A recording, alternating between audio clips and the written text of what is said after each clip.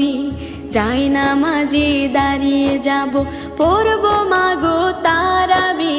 যেই নামাজের শিক্ষা দিলেন আমাদের প্রিয় নবী।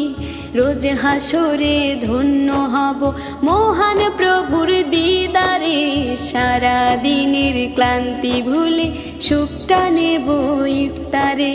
রোজ হাসরে ধন্য হব মহান প্রভুর দিদারে।